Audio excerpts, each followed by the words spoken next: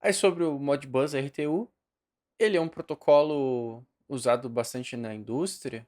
Não tem muito o que falar sobre ele no contexto aqui do display, porque ele já é um protocolo padrão, né, conhecido. O funcionamento dele é determinado, é descrito pela organização, né, do Modbus, então não tenho muito o que falar, só vou falar a questão de como que faz o mapeamento, né, como que configura as variáveis para conversar com o Modbus. Então, quando o display está usando esse protocolo Modbus, ele perde a habilidade de trabalhar daquela forma event-driven ou full duplex e passa a ser, né, half duplex e trabalhar baseado em polling. Uh, por conta disso, é que é o principal motivo, né, da gente sugerir que não seja usado o Modbus, exceto se você realmente precisar, porque ele limita bastante a questão de como que você vai trabalhar com o display, porque ele deixa de ser full duplex e deixa de poder enviar mensagens, se ele for o slave, e deixa de poder receber mensagens se ele for o master. Então, tanto no master quanto no slave, o endereçamento é feito usando aqueles 4 bancos de memórias comuns do Modbus. Estou mostrando aqui, né? Vou mudar aqui o protocolo para Modbus. Aí ele tem as mesmas configurações de baud rate e data frame. Aí não tem o AXRC, porque isso faz parte do próprio Modbus. Mas você seleciona se ele é master ou slave. No caso do slave, ainda seta, né, o slave address do display. Mesma coisa aqui da PIB35, a questão do RS485, ok? Então, independente de qual modo ele está trabalhando aqui, aqui no Variable Settings vai ter um mapeamento que você vai fazer é, daqueles registradores e coils, né, das bobinas e tal, do Modbus para as variáveis do seu projeto. Então, é bem simples na verdade, né? Nesses 4 bancos você vai e adiciona um slot aqui, né, para fazer a conexão. Então aqui, por exemplo, eu colocaria o indexador nesse endereço aqui. E aí você seleciona, pode, né, alterar o endereço aqui, pode desvincular e tal. E no protocol type aqui você seleciona qual o tipo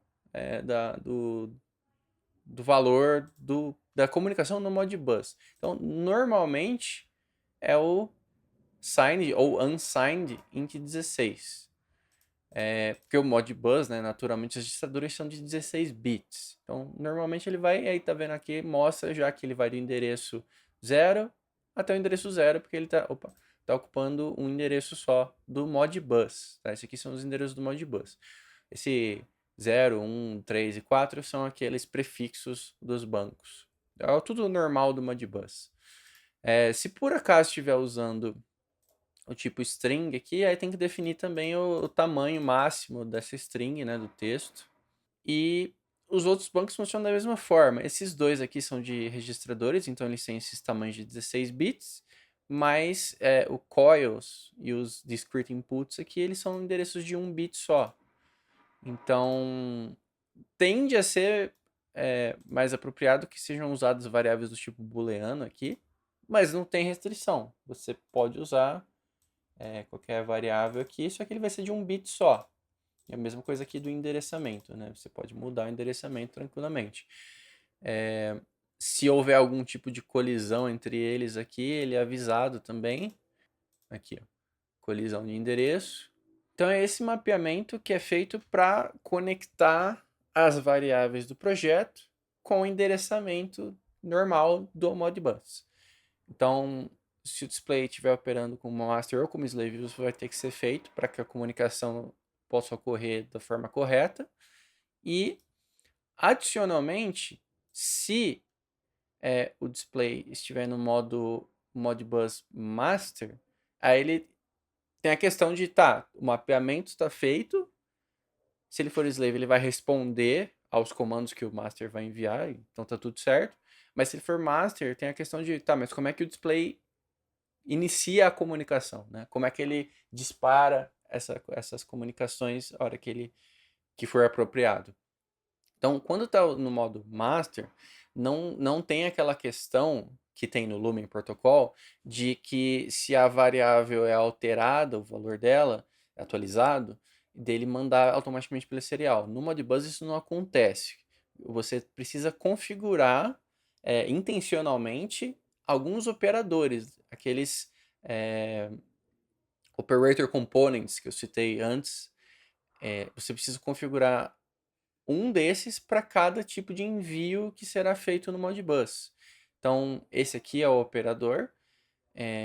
Aqui você seleciona, né, qual que é a porta da comunicação que você configurou, seleciona o endereço, o slave address, o functional code, que é aquelas operações do Modbus mesmo, né, escrever em coil, ler coil e tal, a quantidade, o timeout. Então, tudo isso é o normal do Modbus, só que aí tem a questão também do trigger. O trigger igual como qualquer outro operador que precisa ser disparado, ele vai estar atrelado a alguma variável, que quando a variável sofrer uma atualização, ela vai disparar esse envio desse comando do Modbus. Ou seja, o como ele é enviado, quando ele é enviado, está tudo dependente desse trigger ser feito de uma forma apropriada para a sua aplicação. Por exemplo, ele poderia vir de um timer que fica continuamente enviando esse comando num certo período pré-determinado. Ou então ele poderia fazer isso só quando estiver em alguma tela específica. Ou quando o usuário tocar em algum botão. Então é o trigger que vai disparar o envio desse comando do Modbus.